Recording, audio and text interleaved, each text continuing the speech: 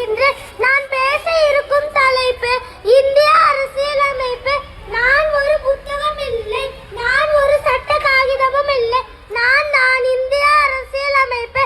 நான் 1949 எழுதப்பட்டேன். 1950 ஜனவரி 26 நடைமுறைக்கு வந்தேன். அன்றிலிருந்து உங்கள் உரிமைகளின் காவலனாக நின்று கொண்டிருக்கிறேன். நான் உங்களிடம் சொன்னது என்ன தெரியுமா? எல்லாரும் சமம், ஜாதி இல்லை, மதம் இல்லை, பாலின வேறுபாடு இல்லை. ஆனால் இன்று நான் கேட்கிறேன், நீங்கள் என்னை நடைமுறையில் வைத்திருக்கிறீர்களா அல்லது புத்தக அலமாரியில் பூட்டி வைத்திருக்கிறீர்களா?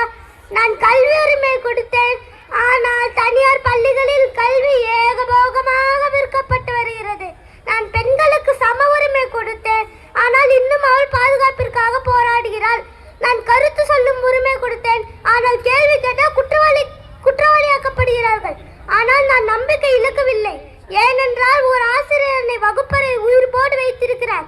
ஒரு விவசாயி என் சமத்துவத்தை மண்ணில் விதைக்கிறார். ஒரு மாணவன் என் கனவுகளை எதிர்காலமாக மாற்றுகிறான். நான் உங்களுக்கு சுதந்திரம் கொடுத்தேன், ஆனால் அதோடு சேர்த்து சில கடமைகளையும் கொடுத்தேன். வாக்கு போடுங்கள், சட்டத்தை மதியுங்கள், மனிதனை மனிதனாக பாருங்கள். அதுதான் உண்மையான குடியரசு தினம். குடியரசு தினம் ஒரு விழா அல்ல, அது ஒரு பொறுப்பு.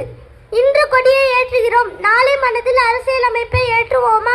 நான் காகிதத்தில் அல்ல, உங்களின் செயல்களில் வாழ விரும்புகிறேன். வாய்ப்பளித்த அனைவருக்கும் நன்றி. வந்தே மாதரம்.